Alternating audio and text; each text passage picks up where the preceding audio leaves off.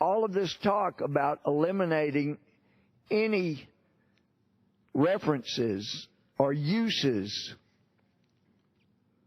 of things that remind us of the horrors, the abomination that slavery was in the United States should be eliminated. That's what we're hearing. And so, Mr. Speaker, in thinking about that, and the suggestion was made by my friend, another judge from Texas, Judge Carter, so I had to go look it up. I think there is an entity that was so evil in supporting slavery, in fighting against civil rights, in fighting against the Christian brother that Martin Luther King Jr. was, fighting against those who wanted equality that the Constitution guaranteed. We ought to look at those symbols, and we ought to look at what they stood for, and perhaps ban any political organization from participating in Congress for upholding the abomination that slavery was to this country. So I was able to get a copy of this platform, this political platform from 1856. And this is a number one plank in the platform of this hideous political organization. And this is what they believed and they asserted. And I'm reading from this number one plank in their party platform, that Congress has no power under the Constitution to interfere with or control the domestic institutions of the several states, and that such states are the sole and proper judges of everything appertaining to their own affairs, not prohibited by the Constitution. But then here it goes, that all efforts of the abolitionists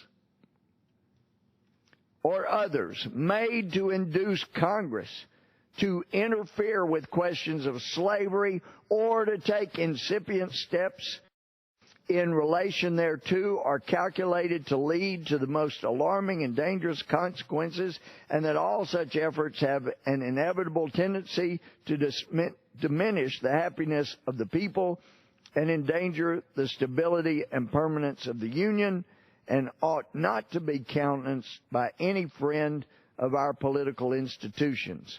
That was the official number one plank in this hideous political organization's platform from 1856. They go on, here's number 3, that by the uniform application of this democratic principle to the organization of territories and to the admission of new states with or without domestic slavery as they may elect, the equal rights of all the states will be preserved intact. They're saying they want to preserve slavery in any state that wants to have it. And they all finish up by saying, resolved that we recognize the right of the people of all territories, including Kansas and Nebraska, acting through the legally and fairly expressed will of a majority of actual residents, and whenever the number of their inhabitants justifies it, to form a constitution with or without domestic slavery. So this radical, it sounds like something the Ku Klux Klan would have done. They're demanding that they have the rights to have slavery, the worst abomination in the history of America, that even Thomas Jefferson put in his original draft of the Declaration of Independence, that was a horrible grievance against King of England for allowing slavery, this abomination, from ever starting in America. Well, they didn't learn their lesson. This hideous political organization's platform in 1860 said they were adopting all the things that they had said in 1856 about the right to keep this heinous, offensive slavery intact. They include this, though, additionally in their platform of 1860, resolved that the enactments of state legislatures to defeat the faithful execution of the fugitive slave law are hostile in character, subversive of the Constitution, and revolutionary in their effect. So they want to make it clear that not only were they avid supporters of slavery in America, that it was their right to own people in America. This disgusting political organization also found the fugitive slave law to be, as they say, hostile in character, subversive of the Constitution. Again, this sounds like something from the Ku Klux Klan. Will we want the Ku Klux Klan participating here on the floor when this is their history?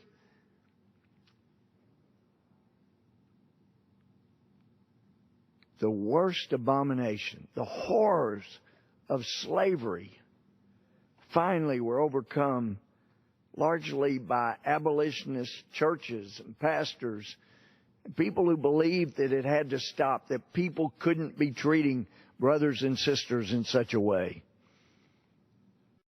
Took the life, work, and even laying down of the life of Martin Luther King Jr. to push us to the level where brothers and sisters, as he was in Christ, could treat brothers and sisters as equal people. It's where we should have been all along. It's where he was pushing us to be, against the hideous type things from 1856 and 1860. So, if we're going to eliminate everything that reminds us of a hideous past that supported slavery, the oppression, the horrors that slavery entailed, breaking up of families, molestations, the beatings, just the horrors. John Quincy Adams was right. God could not continue to bless America while we were treating brothers and sisters by putting them in chains and bondage. He was right. So many abolitionists were right. Daniel Webster was right. Republicans that stood up to these hideous political organizations, they were right. There should be no place for slavery in America. So, if we're going to have a complete cleansing of this country, of anything, any symbol, then this platform from the Democratic Party, 1856 and 1860, wasn't the Ku Klux Klan. Sounded like it. And there were a lot of Democrats who were members of the Ku Klux Klan. I don't know that you could find Republicans that were members of the Ku Klux Klan, but there were certainly plenty of Democrats that were. Then I think it's time, not for the Washington Redskins to change their name, but for the Democratic Party to change its name. Because all you have to do is go online and look up the history of the Democratic Party. It's one of oppressing African Americans.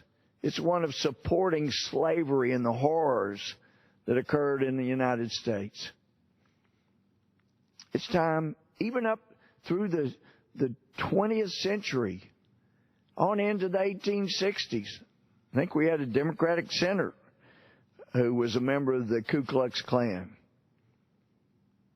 I think he's got a lot of things named after him. I hope that my friends who want to change, who will ultimately want to change the name of the Democratic Party because of its horrid history, that they'll also want to change the names of things that were named after somebody that was a big supporter of the Ku Klux Klan.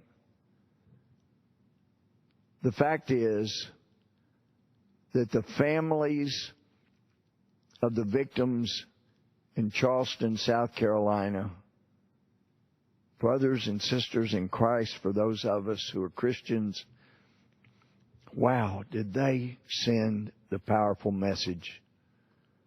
I didn't see or hear them demanding the Confederate flag be taken down. I heard them forgive the evil, horrible person committed such a vile act on people at a prayer meeting of all things. They kind of love Jesus showed. The kind of love that was embodied by Father Damien, whose statue is down right at the southern entrance of this building, right beneath us right now. And the plaque on his statue, God forgive anybody that would ever want to change this because it's so powerful. They're the words of Jesus.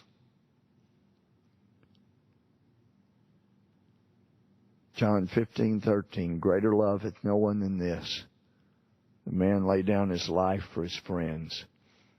Jesus did that. Father Damien did that. Martin Luther King Jr. did that. So many have, so that we could have the freedoms we have today. So many military of our American forces have. Not just for our freedom, but freedom around the world. Let's recognize the good with which we've been blessed. Let's stop the name calling, the race baiting, the division politics. Let's fuss and disagree over issues, but let's quit trying to tear this country apart because of things of the past in which not one person in this room would have taken part in. Let's work together. Fuss, disagree, push for what we believe is best for the country. But let's stop the race baiting, because if we're really going to go there, we have got to end the Democratic Party. Its history is so interwoven with starting, keeping, to push slavery on beyond anything that it should have been through. We don't need to end the Democratic Party. We just need to work together in the present. Doesn't mean we can't disagree, do all the time. Let's stop the race baiting.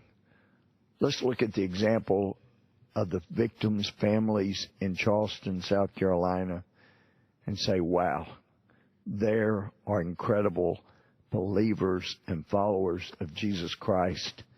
That's somebody we can emulate. And with that, Mr. Speaker, I yield back. You'll